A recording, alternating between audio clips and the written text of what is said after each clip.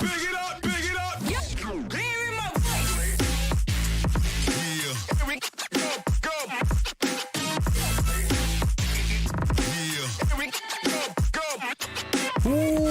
What is up, everybody, and welcome to another episode of the Casual Wrestling Community Show, coming to you from the Area D Studios in San Antonio, Texas. This is the single greatest casual wrestling podcast on the internet, and I am still your Notorious pay-per-view champion, NerdyD, 54 days and counting. Thank you very much.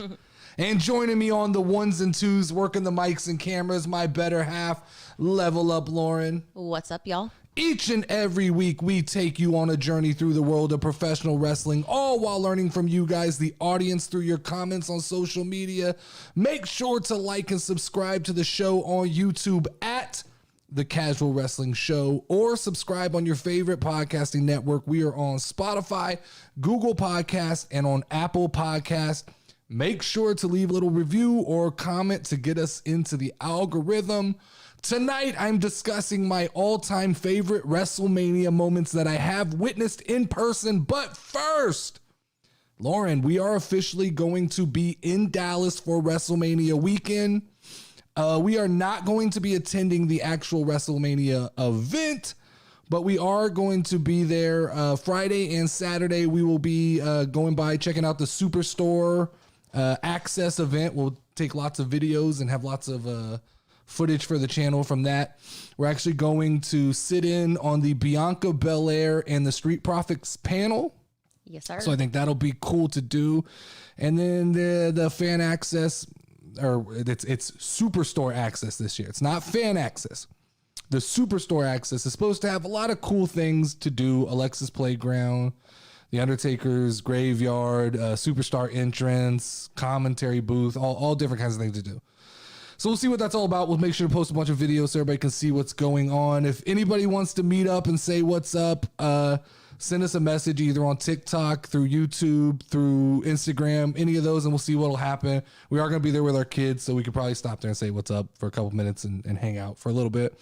But they snuck this fan access, or the Superstore access, they snuck this stuff up on me. I wasn't ready for it. Yeah. I just happened to be one night, it was like 3 a.m. I just was kind of scrolling through, looking at different events that were going on in the Dallas area to see if it was even worth making the trip down there. Yeah. And I came across, I was like, whoa, there was a news article, it was like Superstore access, Superstars announced. And I jumped on and bought tickets for Friday's Bianca Belair. So that was weird. They're not doing a great job of like conveying everything that's going on in Dallas. I agree 100%. I know they're promoting like the SmackDown with the Hall of Fame and then the post Monday Night Raw, but some of the events that typically happen around there they're not being promoted as well. Yeah. If you've been watching our YouTube channel, you'll see that we tried out a new show called Tag Me In. We will be piloting a couple different shows in the next couple weeks. Nothing set in stone. Some of them may not reoccur. Some of them we're just trying out. We've already kind of completely scrapped the Tag Me In format and gone to a different. We're going to be doing, instead of talking about like just celebrity news, we're going to focus that in on more. Bless you. Thank you. We're going to focus that in on wrestling social media. So we're going to kind of go through and deep dive into the wrestler's social media. We're going to move all the stuff we were going to do with the bump. We're going to move that over there. We'll probably talk a little bit about like up, up, down, down, all of Xavier Woods stuff over there. And not going to fully commit to it, but you're talking about possibly watching some of the Corey and Carmella, the Miz and Mrs. Yeah. And throwing in 2 cents on that. So I think that'll be cool. We'll keep it wrestling and do a little more on the social media side. Yes, sir. We also are going to be trying to pilot a couple other shows, like a Jackbox game night, a wrestling style snake draft. I really am interested in doing a Twitch live documentary / book club, where at the end of this podcast every week, I'll give everybody homework of a WWE documentary to watch. And then we'll go into a live Twitch, and we'll all talk about it and discuss it together. and people can kind of give us a deeper dive, because we are, like, at the core, this is a casual wrestling show, and I'm not lying, we are casual wrestling fans. I have a certain amount of knowledge of wrestling, but there's a lot of holes in my knowledge, and it would be fun to go through and fill those in. And then I imagine that the people who listen to this show can take us on even like a deeper journey of what we miss inside of those documentaries. So I think that would be a lot of fun. For sure. If there's any other ideas you guys have for content that you'd like for us to put out, or even just try out, throw out ideas for us, because we have this studio and we record this show one night a week, but we have some time to do other things. So any ideas, throw them out there. We can try them out. We can pilot them and see if they're hit or miss, and go from there. Corey is still the Notorious Internet Pay-Per-View champion. I believe this is a long streak. This is a long break though in between. What is it? It was Elimination Chamber and WrestleMania. So I will be putting together all the questionnaires for the WrestleMania 38 voting contest on our website. So you'll be able to probably in the next couple days fill out your match card to try and dethrone. Well, and what is that website? You could dethrone me, but it's not going to happen. And the rest of the listeners could try to dethrone Corey of his Internet Notorious Pay-Per-View Championship. What is the website? It is iamnerdyd.com/contest. All right. iamnerdyd.com/contest. Okay. So we made it a few more rounds into the Notorious March Madness theme song SmackDown division. Been talking back and forth with HyperX on TikTok, and I think he's going to handle some of these championship matches for us.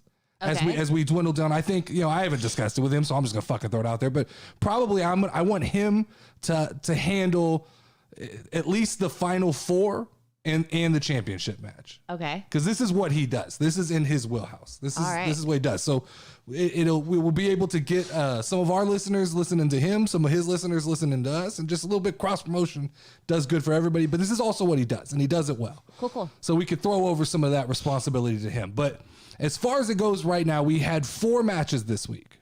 Okay.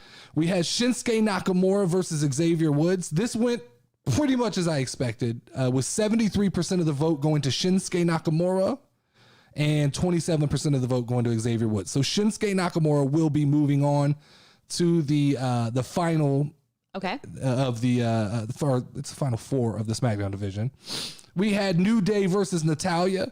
New Day 87%, Natalya 18%. Pretty much saw that going that way as well. This one I thought was going to be closer. Roman Reigns 63%, Drew McIntyre 37%. Both of those songs slap pretty good. Yeah, but one is Roman Reigns. I got you. I agree with that. Now, this last one, which was the Usos versus Sasha Banks.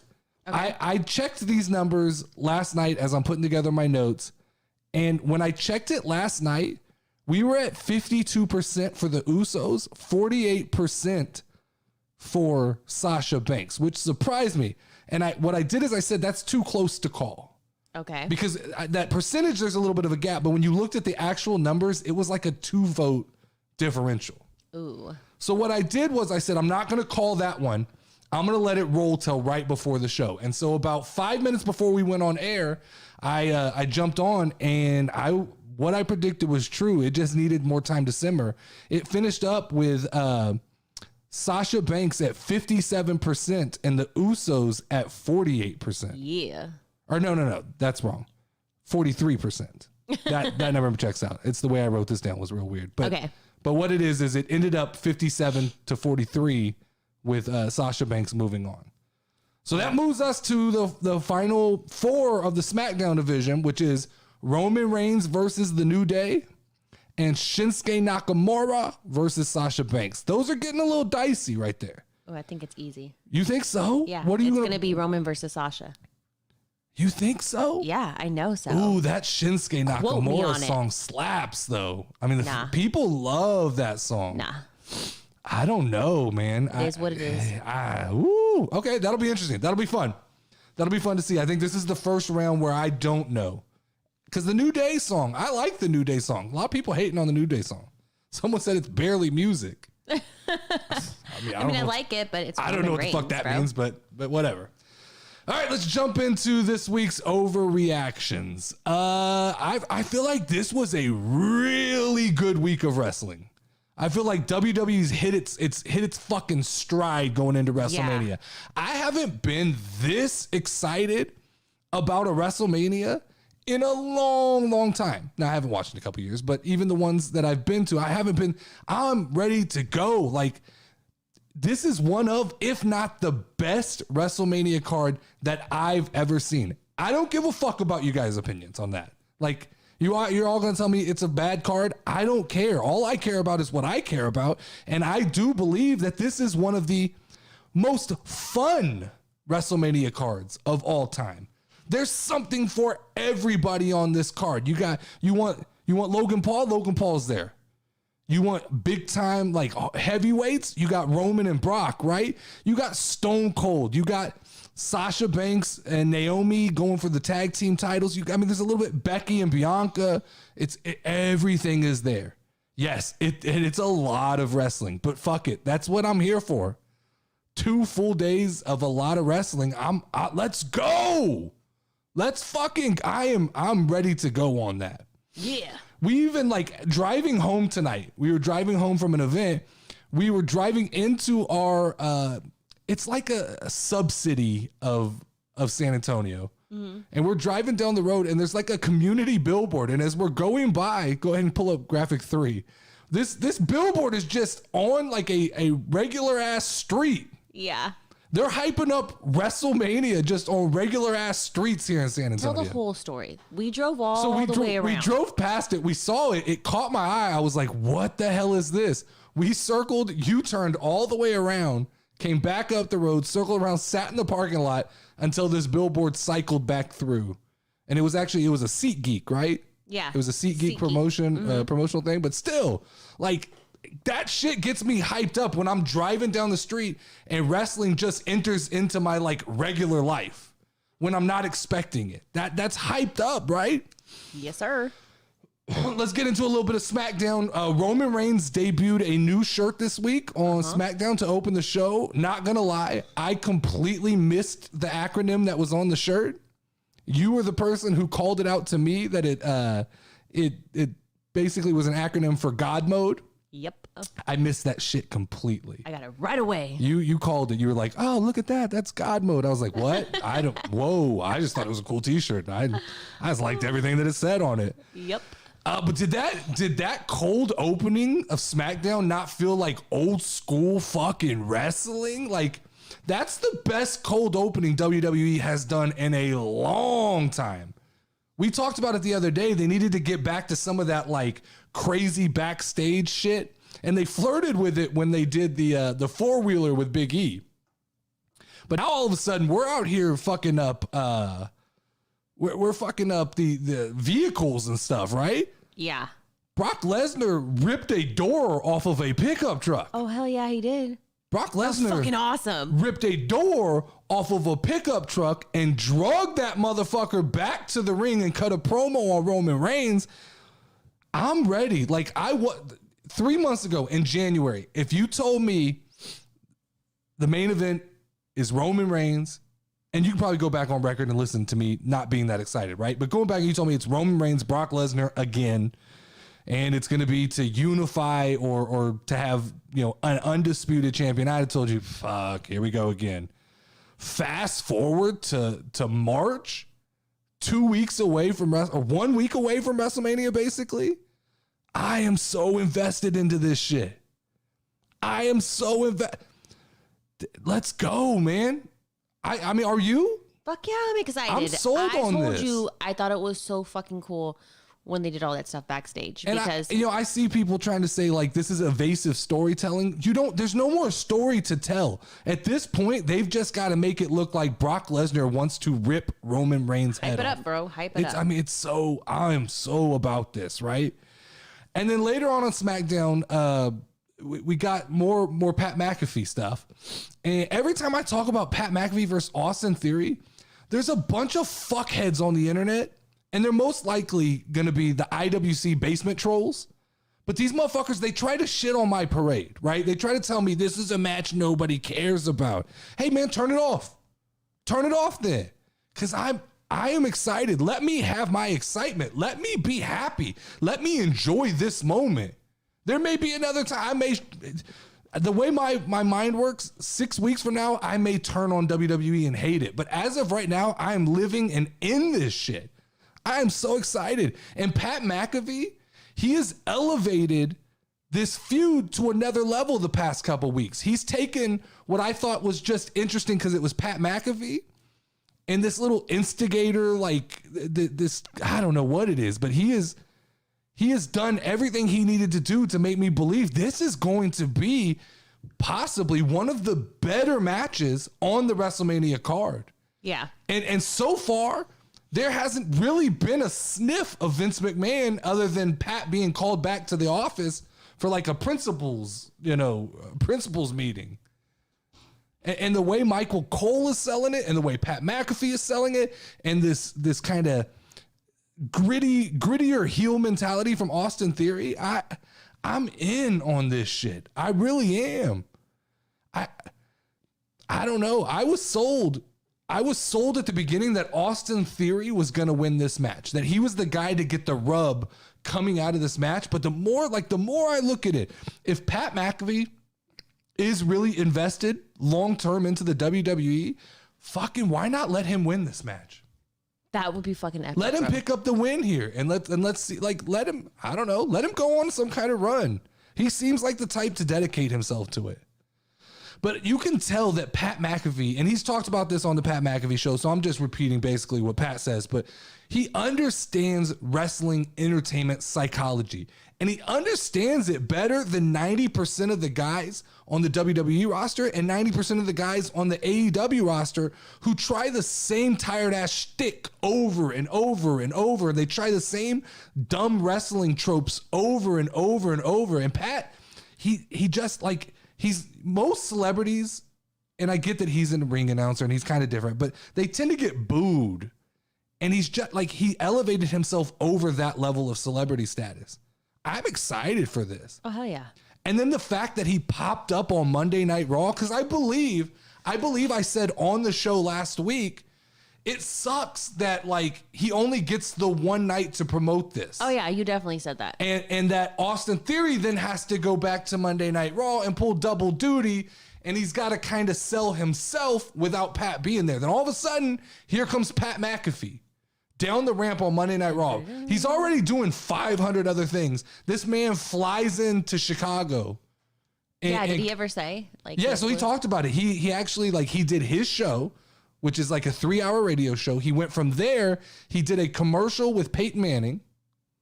Damn. Filmed the commercial, jumped on an airplane, flew into Chicago, and filmed that. Then on the way back from Chicago, I believe he thinks he saw a UFO. Oh, okay. So if you haven't seen that, go to Pat McAfee's YouTube page and just at least watch that clip where he talks about seeing a UFO. It's fucking hilarious. It could have just been exhaustion. Nope, you gotta don't even say anything. Just go watch the clip. Right, I'm gonna go watch it. What you just said, you would have irritated the fuck out of him because he clearly goes on to say like it's not the fucking moon, and I know like I hadn't taken that many vitamins, like I was good. All right, but yeah. So I've heard rumors from multiple sources, Lauren, that Charlotte and Ronda Rousey will not be closing out Saturday's show anymore. Really? These are rumors, and I've heard them from multiple sources. But I am hoping this is true because that would be boring. My expectations for that match are extremely low. It may go on to surprise the shit out of me. More than likely, it's just going to kind of come and go, and I'm going to go, that happened, right? But I don't know that that's the match you want closing out the most stupendous. If you're going to throw out the word stupendous WrestleMania of all time, I don't want to close the show with Ronda Rousey and Charlotte Flair. Now, Charlotte Flair, I've gone on record numerous times, not my cup of tea. I understand why a lot of people like her. So I'm not here to argue that she's bad at what she does, but she just shouldn't move the needle for me.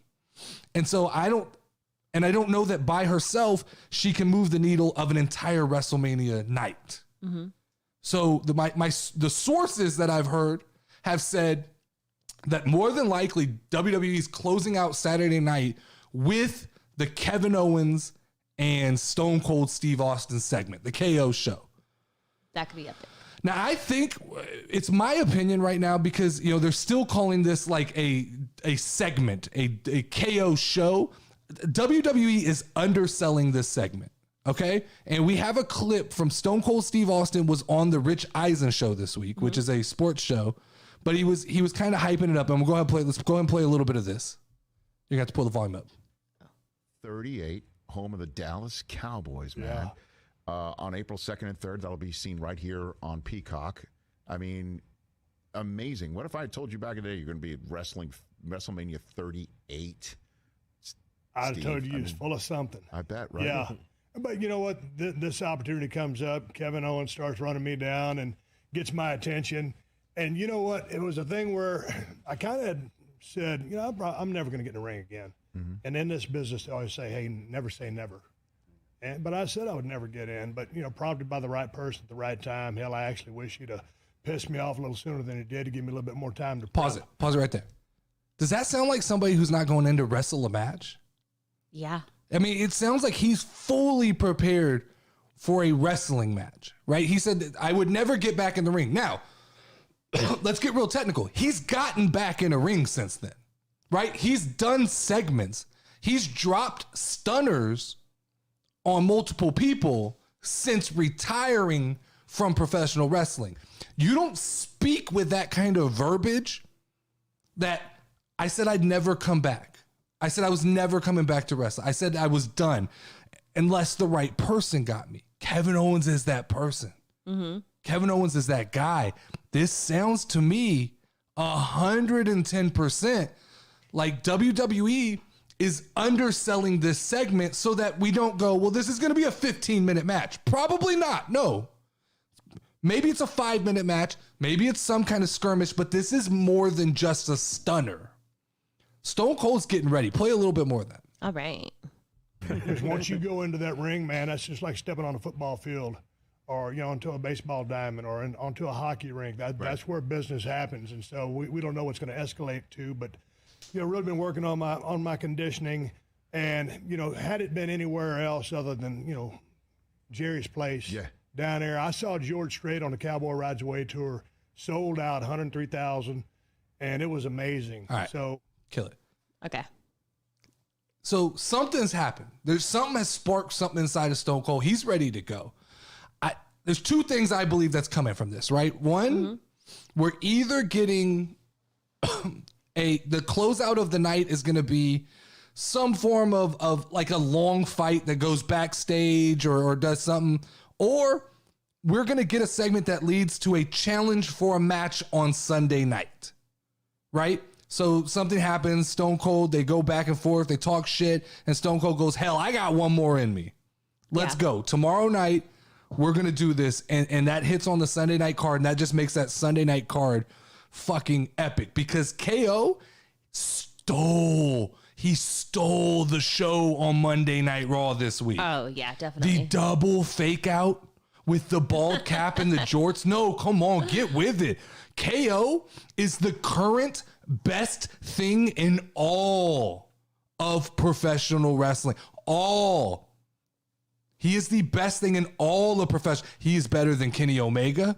He is better than Bryan Danielson. He is better than Seth Rollins. He is better than Roman Reigns. He is better than Brock Lesnar. WWE re-signing Kevin Owens was sneakily the biggest signing of any wrestler this past year.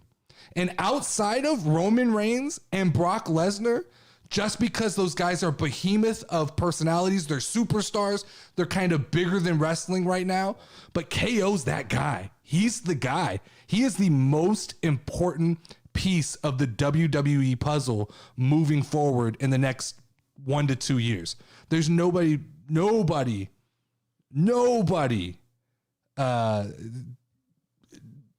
important than him right now. That's the way I feel. Yeah.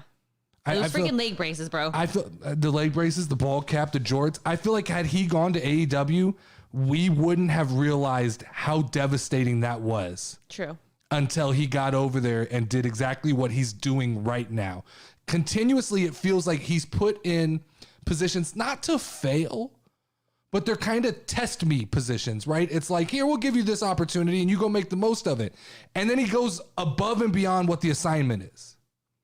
And so I mean, this Stone Cold thing, he's taken something that like could have been just a KO segment, and now it feels, I mean, it does feel like KO Mania. Yeah. It feels like Saturday night is starting to come, like the match card is now kind of being built around this Stone Cold Steve Austin moment. And the way Austin was talking, there's more to it. He's got a respect for Kevin Owens. Yeah. He allowed Kevin Owens to use the stunner, which means he's got faith in it. And KO's just kind of a Stone Cold guy, a gritty, reach for the brass ring, do anything it takes. Doesn't matter if it's a pay-per-view, doesn't matter if it's a Monday Night Raw. Kevin Owens is going to fucking give you 150%. Definitely. My sources also have told me that the WWE's kicking around a match for Omos. I think we kind of noticed that with this last week's weird Omos coming out Yeah. and screaming. And I still say Omos is missing something. Yes. There's something like, I get it. He's big. I get it. He's supposed to be scary, but he's also just a guy in like a fucking like winter coat is what he looks like to me. Right. Yes. Like I do think he needs somewhat of a gimmick. It's a makeover. If you're going to call him the Colossus, he almost needs like a Greek god type gimmick. And I know that's been done a million times. I get it, but that's wrestling, right? Recycle, recycle, recycle. He needs something that screams, I'm a monster. Now, my sources have told me that they are kicking around an idea of Omos versus Bobby Lashley at WrestleMania. That could be Bobby, interesting. somehow Bobby has recovered from whatever shoulder injury he had. He will be available for WrestleMania. Now, how do you book this match? How do you book Omos and Bobby Lashley? Because, I mean, no matter who loses that, it puts a heaving halt to any momentum that person had. If Omos wins this, it catapults him like a rocket into like, hey, Bobby was just the champion, guys. You know? Yeah. So now Omos is worthy of that. If Bobby comes in and puts Omos down, then it halts all that momentum for Omos. And what does it really do for Bobby Lashley? Not much. Also, just from a pairing standpoint, looks like a very awkward style, like stylistically, right? Because you have Bobby Lashley who wants to lock in the Hurt Locker or whatever that, you know, his finishing move, where he's got to get behind the guy and get his hands over his neck. Yeah. And I mean, that's a tall man to do that to. And then you have Omos, whose finisher is like a double-handed choke slam, which, great. Let's throw the guy who just came back from shoulder surgery. Let's slam that motherfucker against the ground on his back as hard as we can. Yeah, that doesn't sound very So smart. I don't know. Take that all with a grain of salt. I don't know. Last but not least, Raw ended once again with Seth Rollins failing to get a match at WrestleMania. Now, I kind of called it. I was talking to you when we were watching the match. I said, somebody's going to come out and cause interference in this because Seth can't afford to lose another match. He lost to Kevin Owens, which was the right move, but he can't afford to lose to AJ Styles. And so I had at one point said, I think it's going to be Edge. I think Edge is the guy to do this. You did definitely It was say Edge. It sets up something for down the road if they want to go back down the Seth Rollins Edge story path that's already been used on SmackDown. But if the rumors are holding true, and there's a lot of rumors going around out there, and the crowd, even the crowd in Chicago knew it, right? That's a smart crowd, but they seem to know it. The rumor is the ink is already dry on the Cody Rhodes contract. Look, that it seems like that's the only match worthy of like keeping Seth Rollins out for a long time. Now, I've heard extreme rumors. I've heard people say names from CM Punk to think there's no way CM Punk shows up. CM Punk's locked into AEW. There's no forbidden door. WWE's not playing ball at WrestleMania with AEW, nor are they playing ball with AEW at all. That's been proven. Let's shut that door. That's not happening. This is happening, right? I mean, this is happening. Yeah. It doesn't like there's too many sources now coming out and saying this is done. Like Cody's a done deal. And so like Cody, I've also seen people go, how do you book this? There's no build up to this story. And it's real simple. I can break this down for you. Cody is going to come into the WWE with two things that he left AEW and he wasn't a part of. He's going to come into WWE in a position of power. They've already set the seeds for this. Sonya Deville and Adam Pearce are losing control of Monday Night Raw. You can see it, right? It kind of feels like things are out of control. It kind of feels like they're giving Seth, shots that he doesn't deserve. The microphone cutting off, they don't seem to be in charge of that. We're going to find out. I believe that Seth Rollins is going to have an authority position on Monday Night Raw. Because what better way to kind of F you to AEW to bring him in storyline as like an executive vice president? What was taken away from him in AEW, you allow him to have, even if it's just storyline in WWE. Secondly, Cody's coming back as a heel. The thing he wouldn't do in AEW, it's another big fuck you. And I don't think Cody does it as a fuck you, like in the sense of like, fuck these fans. I think Cody does it in a sense of like, this is wrestling, right? I'm supposed to do what they expect me not to do. Mm-hmm. And so I think he looks at it and goes like, oh, they didn't appreciate me. I'm over here now. I'll be a heel. I think he comes back as a heel. I think he comes back and he torments Seth Rollins. And in some way he comes back in an authority figure position. And he comes out and he's going to beat Seth Rollins at Monday Night Raw. I mean, at WrestleMania. Then I think starting day one, Monday Night Raw post WrestleMania, I think Cody begins to lay the seeds to somehow weasel his way into a match with, if I'm calling predictions, I don't have my official predictions, but I think Roman's going to win at WrestleMania and he's going to take both belts. And I think Cody's going to position himself to get a title match with Roman Reigns. It's, I think quickly, because Roman and Cody is a big deal. It's headlines. Yeah. And unless Brock comes out, you could do Cody Brock as well. But I think I'm a believer now. I think that the ink is dry. And Raw's going to need, coming out of WrestleMania, if both of those belts get unified, and it looks like they've kind of played this story out on SmackDown, and I kind of feel like Fox is the more demanding of the two television companies. Mm-hmm. So I think those belts will primarily be represented on Fox. I don't know about that. But Raw is going to need a prominent storyline and figurehead, and I think Cody can be that. Yeah. I've heard people saying like WWE fans aren't smart enough to understand Cody Rhodes coming back. While I'm a big proponent of saying WWE fans aren't as smart as AEW fans, I think they get this one. I do. Yeah. I do think WWE fans get like Cody coming back is a big deal because most wrestling fans, even casual fans like myself, understand that Cody left, went and did his own thing. And then he was like him, Jericho, and Tony Khan, and more him and Tony Khan, they built AEW. Like Cody was a huge, huge part of that. So for him to leave that, I mean, there really like something had to happen, right? Baby Khan.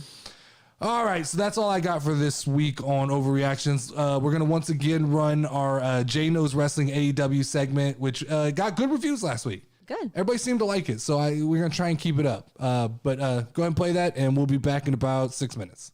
Hey, it's your boy Jay from Jay Knows Wrestling, and this is This Week in AEW. Wasn't our pay-per-view Fallout week, so not as exciting as last week. But we did name AEW Dynamite this week St. Patrick's Day Slam. And we opened up with the world champion Hangman Adam Page teaming with the world tag team champions Jurassic Express. Remember, that's the team of the Dinosaur and the Jungle Boy. They took on the team of Adam Cole, Kyle O'Reilly, and Bobby Fish. The Undisputed Era minus Roderick Strong. There was a bunch of flips in this match. Adam Page, the Dinosaur, and the Jungle Boy all did flips at the same exact time, but Adam Cole lowered the boom on not Jurassic Express, he had to do it on one, on Jungle Boy to win the match. Then after that, Jon Moxley, better known as Dean Ambrose, And Bryan Danielson took on the team of Chuck Taylor in Wheeler, Utah. William Regal was on commentary talking about how violent and destructive this team was. And after Moxley and Danielson got the win, Utah left with his friends, but then went into the ring to shake their hands. William Regal smacked him. Moxley and Danielson loved it. Chris Jericho, remember last week he started a group called the Jericho Appreciation Society. This week he gave them all nicknames and said his group is Sports Entertainers. Jeff Hardy and Matt Hardy, the Hardy Boys, had their first match in like 3 years. Not a big deal, at least I don't think so. And they beat some guys, but after the match, post-match beatdown, the AEW special happens with the Andrade family office. But Sting and Darby Allin come to the ring to make the save. Scorpio Sky successfully defends his TNT title over Wardlow with a lot of interference from MJF and The Pinnacle. Looks like we're gonna get that MJF versus Wardlow feud right away. I don't know, I think that's kind of cool. And then Thunder Rosa finally wins the AEW Women's Championship by defeating Britt Baker, DMD, in a steel cage match. And if you're gonna watch any AEW match this week, that is the match to win. And Thunder Rosa finally wins the AEW Women's Championship on her 357th try. Then on Friday, we had Rampage, which was preempted by the NCAA playoffs final. There are a bunch of people playing basketball, and it held Rampage back just a little bit.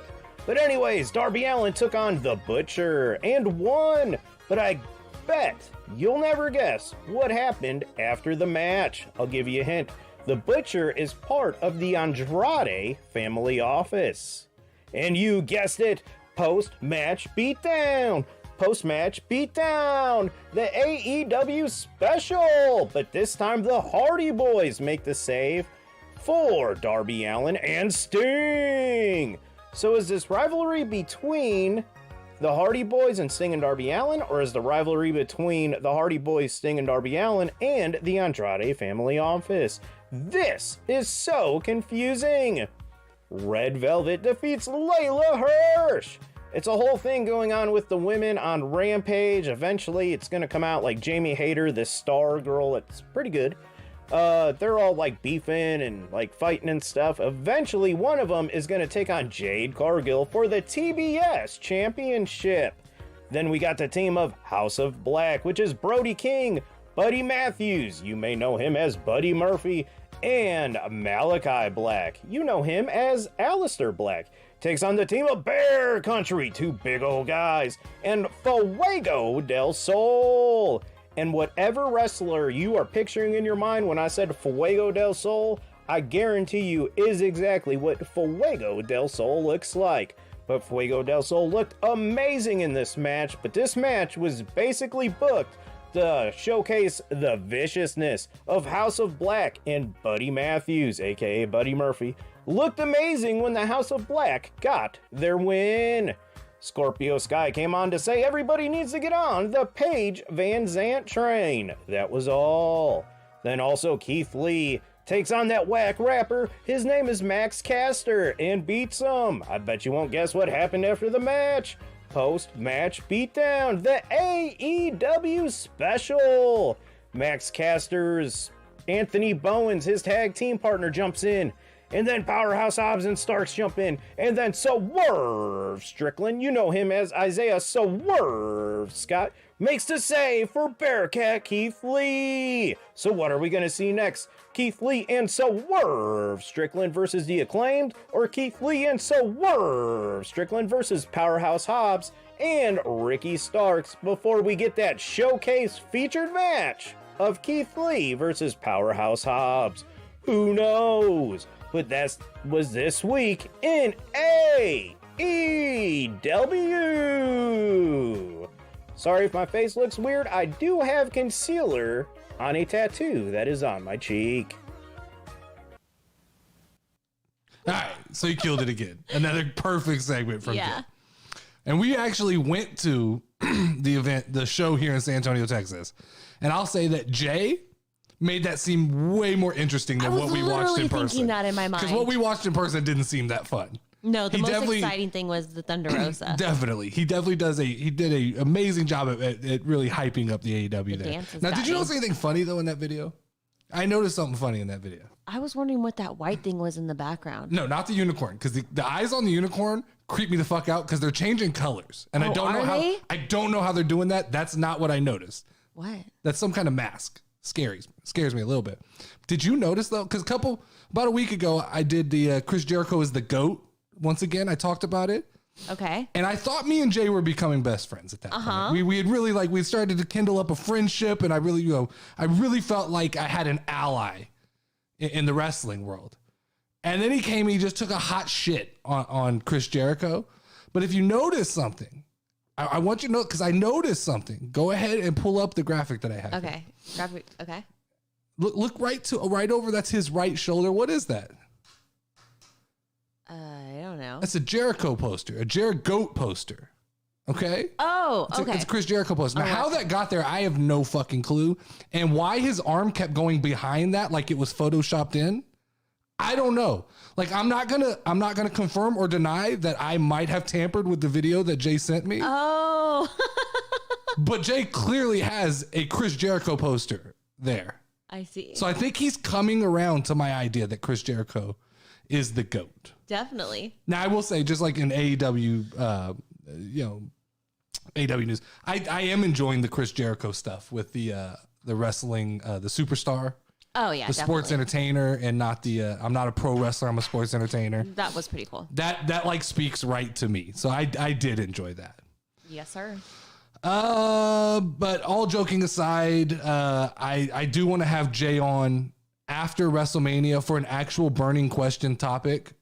Where we can like really talk and sit down and go over who is the GOAT, because I have no fucking clue who the GOAT is of professional wrestling, and I think his knowledge runs way deeper than mine. And I'd love to have a sit down, like a 10-minute, 15-minute sit down, where we just kind of ran through and I throw names at him, and he can kind of help me on why they are or aren't the GOAT, because I'm sure it would be hilarious me throwing out names. Yeah. Like, tell me why Damian Sandow's not the best ever, right? Yeah. Let's get into the dirt sheets. All right, here we go. All right, so first on the dirt sheets, we have Bianca Belair is out of action for an unspecified amount of time. All right, so following the vicious assault by Becky Lynch on Raw, they've confirmed that Bianca Belair is out of action for an unspecified amount of time. So basically, when they got into a fight, she fractured her hyoid bone. So this happened 2 I weeks can't say ago. You're good.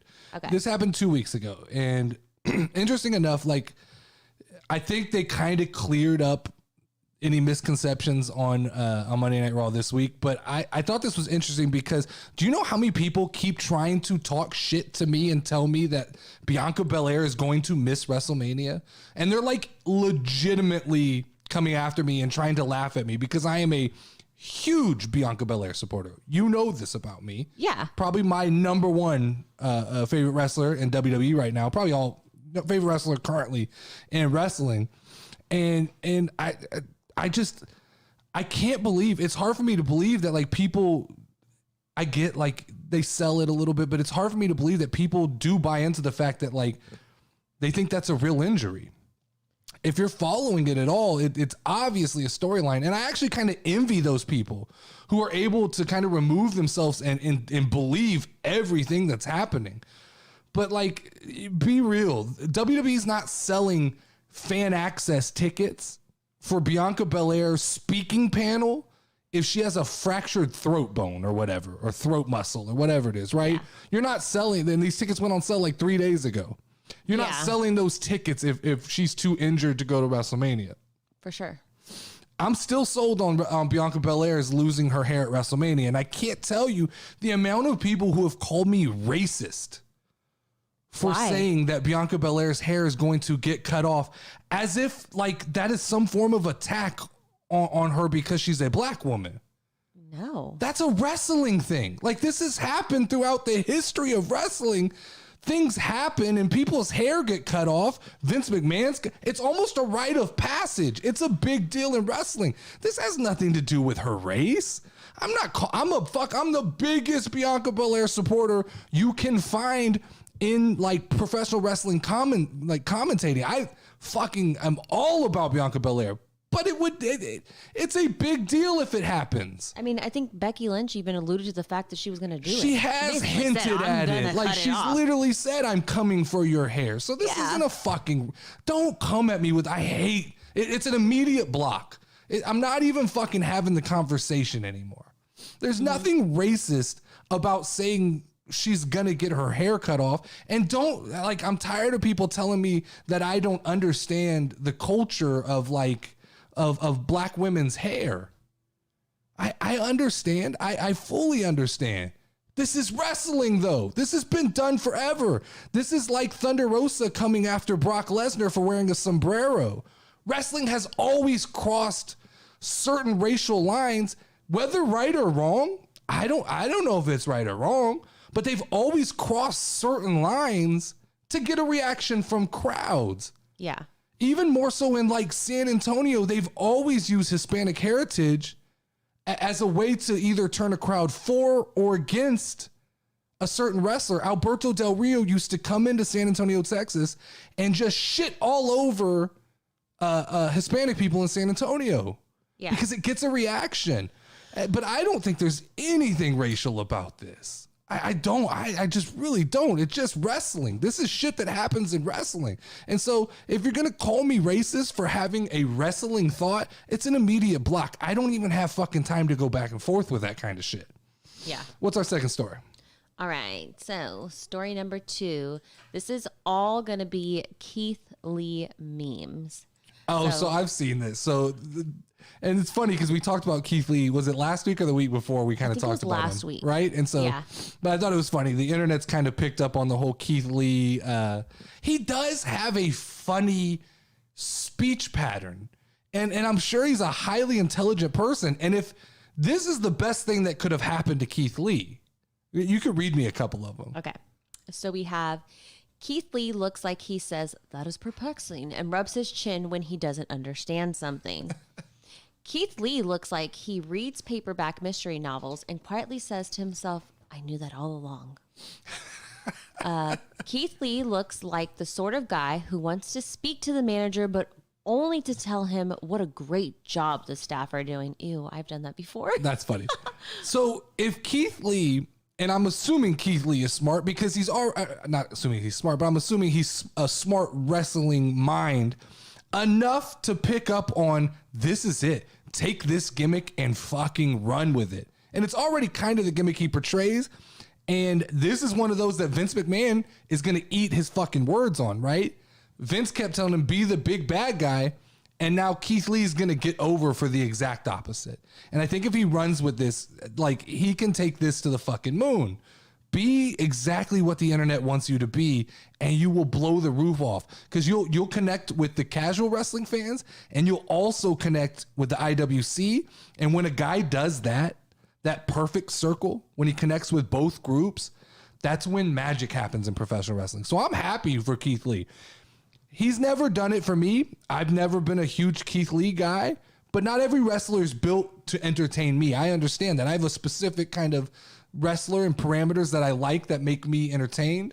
But if he takes this and run with it, like, more fucking power to him. Yeah. All right, what's number 3? All right, so number 3 is WWE is having a virtual restaurant in Dallas. So basically, you're going to be able to order, these are called Smackadillas, from their virtual restaurant. It's going to be in Dallas only, April 11th via Grubhub, Uber Eats, and DoorDash. They also will be doing a bunch of promotion in the Dallas area during WrestleMania week, including ticket giveaways and WWE merchandise. That's cool. So definitely we are going to review these. Oh, yeah. At some point in the week, we're going to order a couple Smackadillas. Now, do you think this comes in like full WWE packaging? I hope so. That would be cool if it comes like branded in WWE. I don't know, like, it probably stinks to take it home and try and save it, but I think it's neat. We'll definitely take pictures and we'll review it on our TikTok or on our YouTube or whatever. We'll have a lot of fun with that. This is cool. It's a cool way for WWE to help out like local restaurants in the area. Only thing is that I read, like, I kind of researched this a little bit. Apparently these quesadillas come from IHOP. Okay. First off, I didn't even know IHOP sold quesadillas. Secondly, Texas is the home of Tex-Mex, right? We have some of the best Tex-Mex food in the whole world. I mean, we have the best, but even Mexican food in general, we have the best Mexican food in the whole world. And we're getting these quesadillas from IHOP. Yeah. Like, you couldn't have found some local Mexican restaurants to make these quesadillas. Tiaco Cabana. Man, I mean, that's interesting. But we'll definitely do a review of they're called Smackadillas. Smackadillas. The Smackadillas. Yeah. All right, move on. What's I like next? it. All right, so Paige Van Zant did an interview with Renee Paquette, right? Paquette? How do you say? I don't know how to say it. I know who with you're talking Renee. about. Okay, Moxley's so she basically wife. Moxley's wife. She basically came out and said that a year prior to signing with AEW, she was actually supposed to end up on WWE, but she didn't agree with what the company had in mind for her. Okay, so I read this and I've seen this. She probably didn't want to get her ass kicked in another promotion is what I'm guessing. And in WWE, I don't think there's a spot where she comes in and just runs the division the way she probably is going to get a lot of attention in AEW. I'm guessing that WWE didn't see a ton of value in the Paige Van Zant brand because outside of like MMA circles and wrestling circles, I don't know that her name has like extremely huge drawing power, like WWE drawing power. Like Ronda has that power. And maybe Misha Tate has that power, but Paige Van Zant, like, she doesn't have that winning tradition that some of these other girls have that come out of MMA. Yeah. So I think that there's a reason that like WWE doesn't want you to wrestle part-time and then do what your other profession is, like bare knuckle boxing. Because what I read is that she wanted to continue bare knuckle boxing. Number one, they don't want you to do that because they don't want to put all this promotion behind you for you to go to bare knuckle boxing and get your ass whipped. Because you immediately lose value every time you get your ass whipped, right? Secondly, you can't fully commit to being a professional wrestler while fully committing to being a real life fighting sport, right? Like those both take most of your time. So if you're going to train to not get punched in the face, you're probably not spending all your time training to be a professional wrestler. And I think WWE has an expectation for people, especially after Bad Bunny, especially after Ronda Rousey, especially after Pat McAfee, these people who come in from other industries and they fully commit to the job. Yeah. But I think she found the perfect home in AEW. That's not even a knock on her. I think this more like realistic, it's kind of what they label AEW, right? The realistic wrestling company. I think someone who comes from a fighting background fits in well there. She'll credibly wrestle a bunch of the lesser known talents in AEW, build up a winning streak, build up a name. She can do post-fight beatdowns, as Jay says. And she'll build up. The hardcore wrestlers will love her.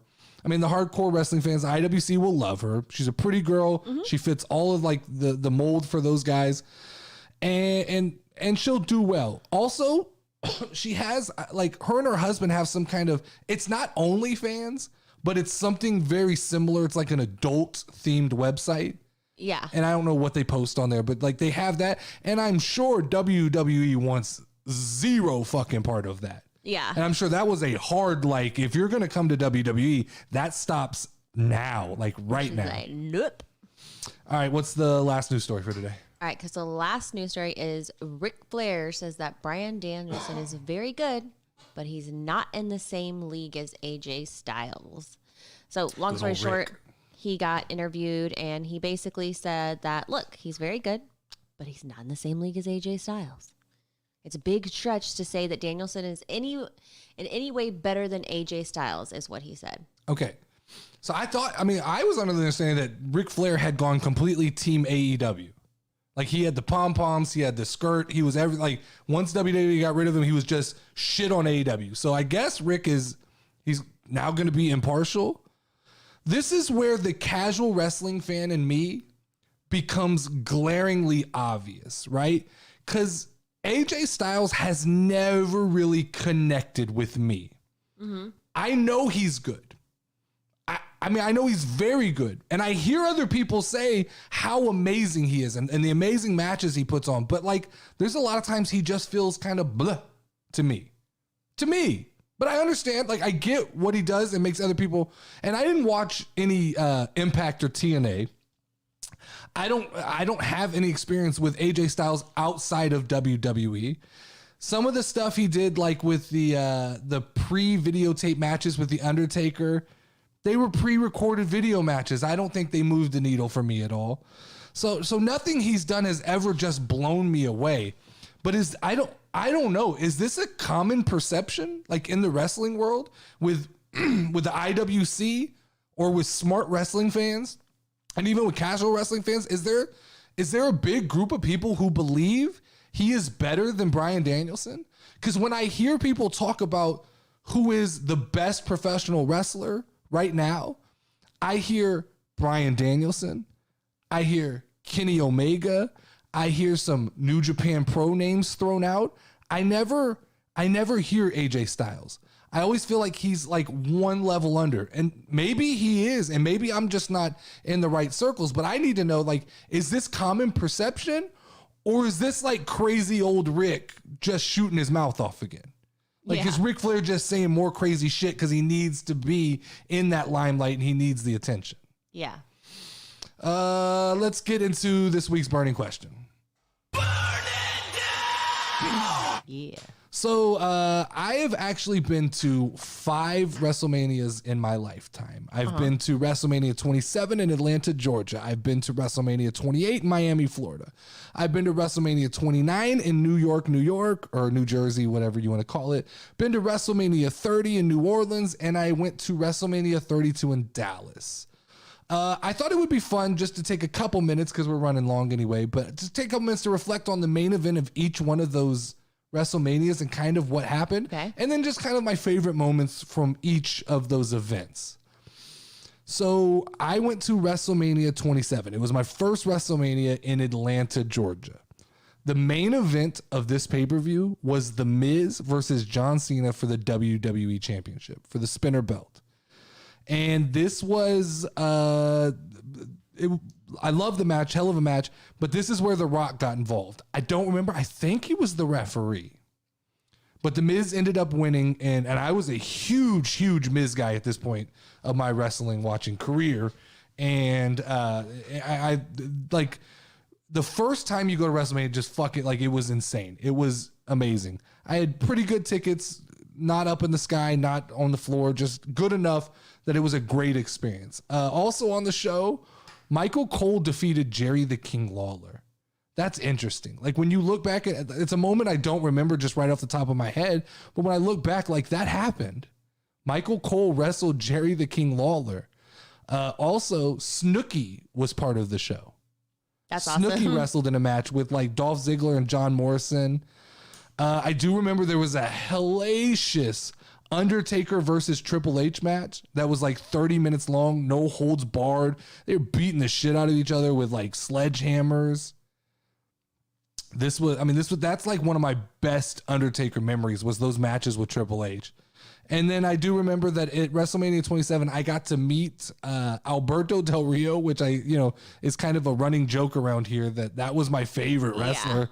And he comes to find out he's kind of a crazy person, or allegedly a crazy person. Allegedly. And I also got to meet the Bella Twins. And at that point in time, I weighed like 320 pounds.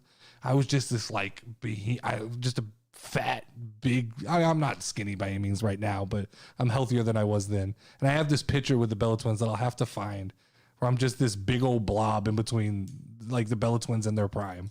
It's a pretty funny picture to look at. But then right after that, I went to the following year, I went to WrestleMania 28 at Sun Life Stadium in Miami. And this was a whole different experience, because you're kind of more prepared for it your second time. You know what you're doing. You kind of feel like you got a lay of the land, where you're going to go, fan access. And this was the WrestleMania where The Rock defeated John Cena. They built it up for like a whole year. It was a big deal. Also on the card, CM Punk defeated Chris Jericho in kind of an underrated match that I remember really, really enjoying at the time. Maria Menounos was on the card. She was Kelly Kelly's partner in a tag team match. That was interesting and fun. So these celebrity things have been happening forever. Yeah. Do remember Sun Life Stadium was very hard to get to. Why? There was like one road that led in and one road that led out. That's creepy. And so I ended up being in traffic for like an hour and a half. You know, you leave thinking you're in there playing time, ended up parking, ended up getting to my seat right as the match between Sheamus and Daniel Bryan was happening. And that match was only 18 seconds long. I think Daniel Bryan leaned over to give, I think it was AJ Lee. He gave her a kiss. And then when he turned around, he got bro kicked and pinned. And he lost that match in 18 seconds. I remember seeing, like, I was walking down the risers to get to my seat when I saw that. And it was crazy. And then at that WrestleMania, I got to meet CM Punk for the first time. And did he give you an autograph? I did get an autograph at the time, and he was rude. I mean, extremely rude to almost every person who walked up. There was and it's weird because I've done fan access. I've met a few wrestlers. I've met wrestlers at events. I've met wrestlers outside of wrestling, just walking around. He's always come off just like a little bit grumpy, and I get it. Like grown men trying to fucking get an autograph from another grown man, which outside of wrestling I almost never do. But just for things for the set, like R-Truth, I have a John Cena shirt. I have a bunch of signed WrestleMania stuff. I get it, yeah, but you still got to have like just a little bit of pep in your step when you're doing that shit. And that's kind of where my disdain. Love CM Punk the wrestler, not a big fan of Phil Brooks. What a name, Phil Brooks. Then there was WrestleMania 29 in New Jersey, MetLife Stadium. Main event was Cena versus The Rock Part 2, where Cena won. This was, by this time, this was my first, not my first, because Miami was outside. But Miami, the weather was nice. Mm-hmm. New York, outside was cold as fuck. Really? Yeah, so that one was not as enjoyable. Being outside, being cold. I remember... this was the first time where like fan access was a little bit difficult to get to. And maybe that's just being in New York, right? Having to ride the subway and do things that I'd never done before. Mm-hmm. But I do remember Triple H defeated Brock Lesnar, which is a match that I have no recollection of. but like that happened when I was looking back, I was like, oh shit, Triple H beat Brock Lesnar in a match. And in typical Triple H fashion, like he put himself over somebody, probably that he had no business beating. I do remember vividly the Undertaker and the whole build towards Undertaker versus CM Punk. Okay. Which were like CM Punk stole Undertaker's urn or Paul Bearer's urn. It was a little cringy, but it was actually like for the wrestling world, it was everything it needed to be to sell that match. And I remember that at the time, this was the height of CM Punk being pissed off about not main eventing WrestleMania. Because like CM Punk's big thing was he always wanted to main event a WrestleMania. And like they stuck him with The Undertaker and he went in and he fucking did his thing. And they had a great build. Fandango, you remember Fandango? Hell yeah, I remember Fandango. So Fandango defeated Chris Jericho that night. And my biggest WrestleMania moment coming out of that one was like when you left East Rutherford, you had to get, there was I guess it's a subway or a train or something that you had to get on and it takes you back to New York. Okay. Right? And metro? It's like a metro. And the entire time, every person on this train was singing Fandango's theme song over and over. That's awesome. Like just crowds. How long was the ride? Fuck, it was at least an hour. Like I'm talking about an hour getting out of the stadium. Every person is singing Fandango's song, getting onto the train, still singing, getting off the train, singing. If you weren't there for WrestleMania, you had to be like, what the fuck is happening? Is the world ending? How do all of these people know this song? And what is this song? That's awesome. And I think that was the most fun I ever had at a WrestleMania just because of that moment.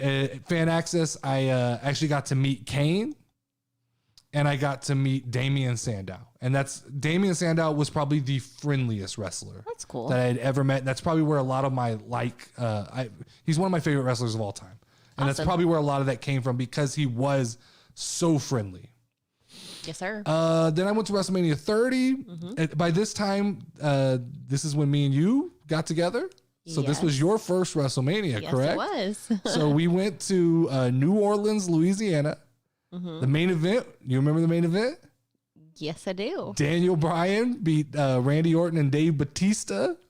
Earlier in the night, Daniel Bryan beat Triple H to start the show. This was one of the loudest crowds I'd ever been around. I didn't know. it was crazy. And then if you remember, this was the night that the Undertaker lost his streak to Brock Lesnar. I do remember that, and I didn't understand. Well, because you were so, and like at this time, you weren't into wrestling at all. I was just like, hey, you need to fucking come with me to New Orleans. We're going to do a thing. And you had no clue like the significance of WrestleMania. No, I just like, remember feeling like I was going to die in that crowd because it was so many crowded. people. And we were just like, I was just like, just come with me. It's going to be fun. It's going to be crazy. I remember Bray Wyatt and you seemed to I like, wish I could go back and relive that because I would have appreciated it so I get much it. more. But yeah, so that was that year when the streak got broken and you didn't realize the significance. And I was like fucking tore up. I'm like, what the fuck just happened here? This is a big deal. And you're like, oh, the big scary guy got beat by the big monster looking guy. Yeah. And all I remember about that trip is we drove some of the darkest roads down I-10 to get to Louisiana and to get back home. That was insane. And then last but not least, yeah, right? Did you say Chainsaw Massacre? Yeah, that's what it felt like. And then WrestleMania 32 in Dallas, Texas. Went to, it was me and my daughter went to it. Our daughter went to it. We went main event. I didn't make it to the main event. Our tickets were so high up in that Dallas stadium that me and her both about halfway through the show said, fuck it, we're going home. Let's go watch this on TV. Yeah. We made it about halfway through the show. We got to see Shane McMahon jump off the cell onto the Undertaker, which I think was the real highlight of that night anyway. But that was the WrestleMania where I felt like I finally burned out on wrestling. After 5 years in a row, we went to fan access as a family. That was fun. But that fan access wasn't like the others. Really? There were so many more people. Typically, like you would wait 15 to 20 minutes to get up to a table. At that one, they were like predicting 2.5 hour waits. It was so mismanaged. They oversold tickets. The main event of WrestleMania was Roman Reigns versus Triple H, which at the time I didn't have a ton of interest in. And I remember that was kind of the end of that like run of wrestling in my life before like last year getting heavily back into it. Now I'm all in right now. Yeah, me too. So this year we're not going to the actual WrestleMania show because I've learned that's actually the least amount of fun there is. Like the most fun comes from the event, the events surrounding WrestleMania and the people that you get to meet and get to talk to and go into the stores and the restaurants. The actual WrestleMania part is a lot of money for a letdown. And I do get, like, I've seen people say, oh man, you could get tickets for $35 up real high. And I'm like, nope, I've done that before. I'm not doing that shit again. I couldn't fucking breathe. I thought I was dying. When we got there and they were like, oh, you need to take this elevator to this elevator to this elevator to get to your seats. I was like, we fucked up. We fucked up. We're going to need oxygen tanks to watch WrestleMania. You told me that our daughter said, "It's okay, Daddy." Yeah. Oh yeah. But then she got uncomfortable, and once she got uncomfortable, I was like, nah, we're not doing that. Yeah. So this year we're going to go to all the fun hoopla, have all that. Then we're going to go back to our hotel room. We're going to order us some fucking WWE Smackadillas, and we're going to watch WrestleMania from the comfort. Like the WWE cameras do a great job. That's what I said. So we're gonna watch commentary. We're gonna watch Saturday night in our hotel. Then we're gonna drive home Sunday, and in our living room we have like a projection movie screen. Yeah. And so Sunday night, the big main event, we're watching it at home from our couch. That's what we're doing. Yes, sir. All right, let's get to the Q&A portion of the show. We're running really long, but fuck it, I don't care. This is WrestleMania time, and I'm just gonna keep going. I was getting worried about time, but I'm just gonna keep going. At Secular Hamster, great name, by the way. Love it. Secular Hamster asked us, what is your all-time favorite piece of WWE merch that you have ever owned or ever seen? It's a good question. I'm weird. I'm very eclectic. I like bright colors. I like weird shit. Typically, what everybody else likes, I'm drawn away from. So when you ask me, like, my favorite CM Punk shirt is like the obnoxiously yellow one that said GTS real big on it. That's one of my favorite shirts I've ever owned. And it just finally, like, I wore it till it fucking was so worn out and beat down.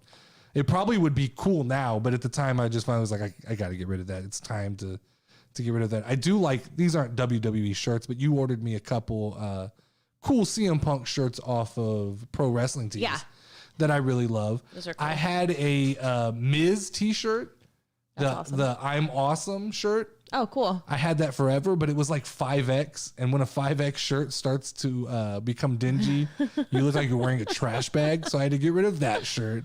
Okay. Another piece of merch I loved, I had a Kofi Kingston Christmas hat. That was like the most eclectic, like it was so cool, so different. And I have forever, I would wear it. So that was one of the dopest things I ever had. Currently, my favorite like shirt that I have is my Bailey and Sasha Banks Hug and Boss Connection shirt. Mm-hmm. I love that one. Cool. So yeah, like I said, it's like real eclectic shit. It's not. I don't have like an Austin 316 shirt. I have a Monday Night Rollins shirt that I really like. Yeah. I think that one's cool because it kind of looks like Jesus and stuff. You have a couple of shirts. What do you have? You have a Moxley shirt. You have Moxley, CM Punk. We have a stolen shirt actually. I do. We can tell this story real quick. We went to Smackdown a couple months ago. And we didn't make the mistake, but Roman Reigns shirts for all of us. We bought Roman Reigns shirts for you and the girls, and you put them in a bag and you set them under your chair. Mm-hmm. Now I'm gonna blame the guy next to you. He was about 15 beers in, and he took his shirt and threw it down right on top of your bag. Yeah. So when it comes time for us to leave, and there's a major crowd of people, and we got a 7 and a 10-year-old. We pick up everything that's in our vicinity and we get the fuck out of there, right? Yeah. His shirt just happened to be on top of our bag. Scoop, drop. That thing made it home with us. It was a Street Profits shirt that I didn't even know they were selling at the event. But you ended up with that shirt. So I got that one. Shout out to that guy who didn't make it home. I'm guessing based on how much he drank that night. He didn't even know. He had no fucking clue he bought that t-shirt. Probably. He went home. He was like, I might have bought a t-shirt. I don't fucking remember. Yeah. But I guess like customarily, this is where I should cut like a TikTok promo, right? Like I'm supposed to go like, hey guys, you tell me your favorite t-shirt. Tell me in the comments. That's not my fucking style, I've learned. Yeah. Like I'm not good at, that's not my personality. I'm conversational. I want to talk and talk to you guys. And I want to hear what you guys think and what you guys do. But I don't cut TikTok promos. I'm not a TikToker. And I think that's why I don't play well with all of these guys that are on TikTok is because I'm not a TikToker. I make a podcast. I like to sit down and organize my thoughts and do a long format podcast. And then we cut that up into a bunch of little pieces and we post that up. And what comes from that, like TikTok is promotion for the YouTube. Mm-hmm. And so many of these guys try to like duet and stitch and bring me into like, let's go back and forth. Fuck you. That's not what I'm here for. Like, I don't play well with others. I don't want to hear your expert opinion. I want to hear from non-expert opinions. I want to hear from just like casual wrestling fans who are throwing information my way. Yeah. Right? Because the truth is, like, I look at everybody who listens to this show, and right now we got like 130, 140 people, which blows my fucking mind. Yeah. That listen to the show on a weekly basis. And my assumption is they are all smarter wrestling people than I am. I know this. Like, they're listening to me because I am a catalyst for conversation. I am a jumping off point. I throw a lot of things out, see if they stick to the wall, and then people take those and they have conversations off of that shit. I think it's condescending to look at yourself as an expert, right? Yeah. Especially as something that we're just fans of. I'm not an expert. But I'm just kind of like, I'm a catalyst for conversation. So I think it's condescending when people like, I get it. Like, that's what TikTok is when they're like, you tell me what you like, or you tell me your favorite thing. It's like and comment I know that's going to piss off all the TikTok people. And I don't really fucking care is the problem.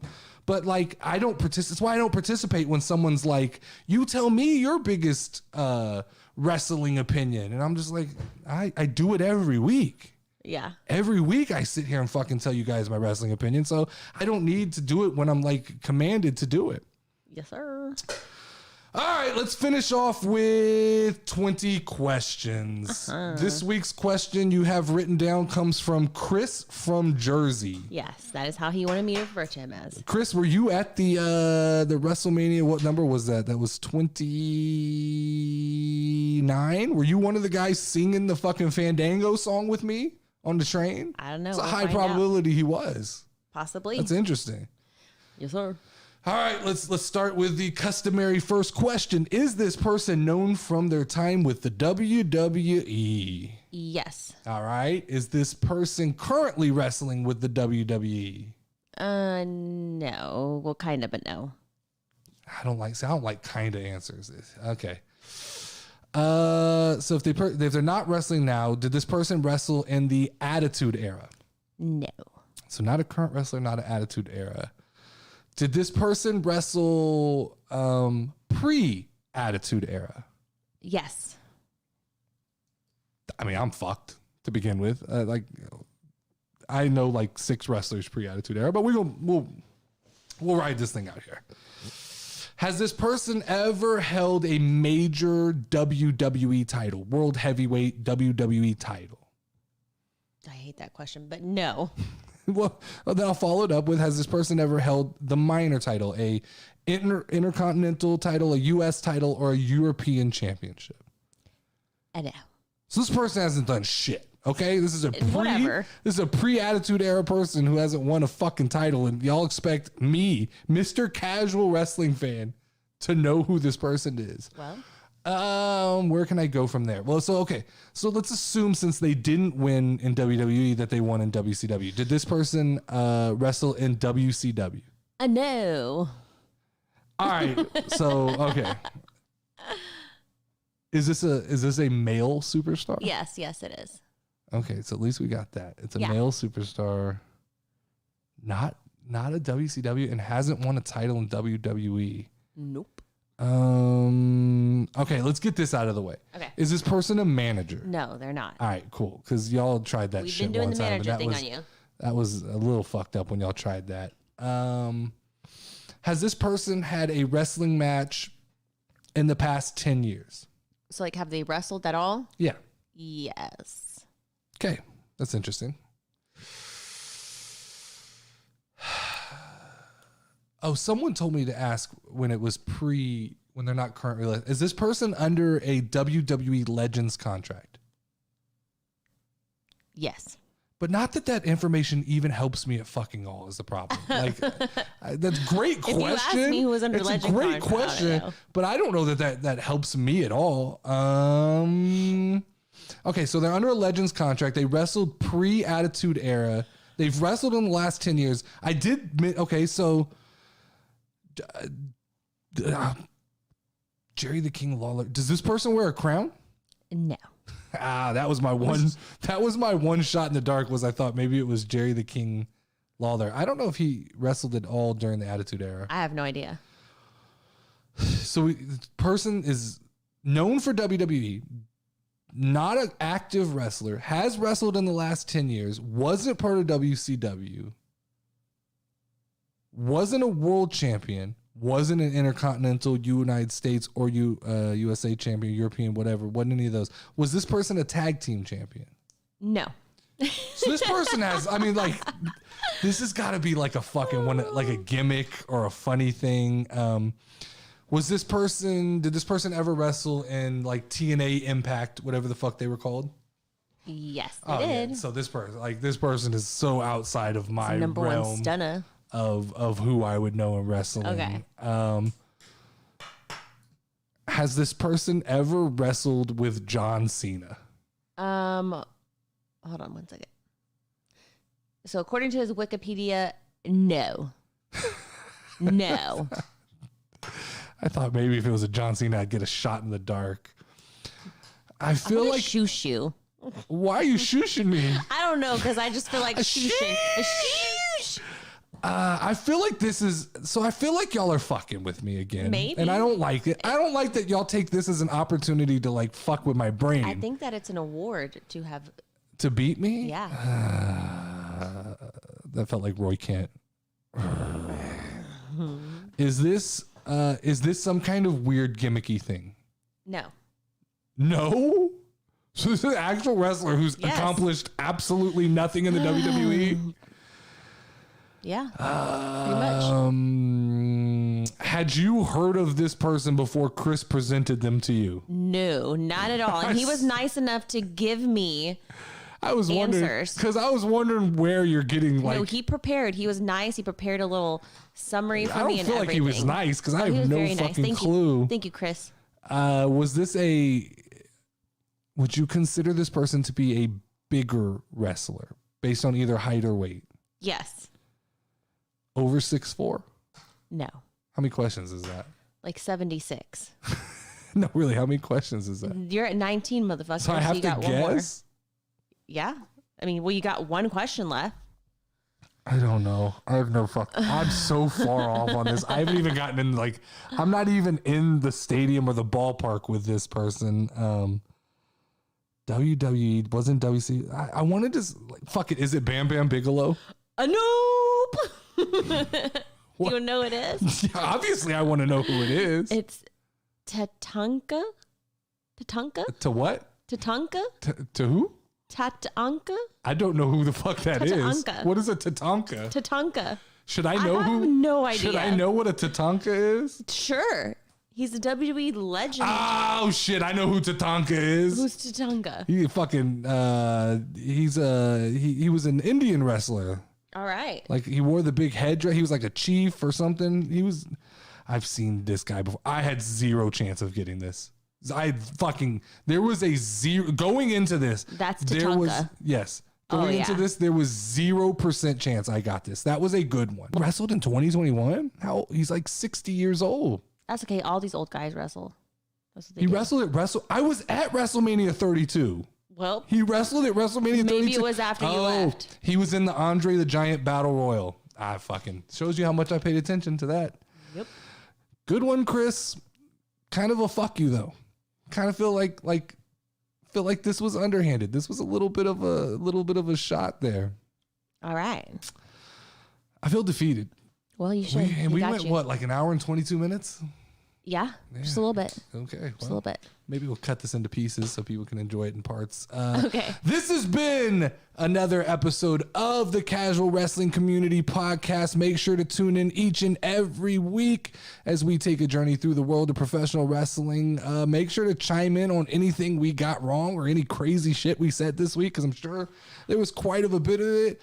Also, make sure to really give us your ideas on any other content you would like to see us record, or anything that y'all think y'all want to be a part of and jump in and do with us. Let's talk about it and make it happen. As always, I am the failure of 20 questions, Notorious NerdyD. That is Level Up Lauren. And fuck it, ring the final bell. I'm out of here. Notorious.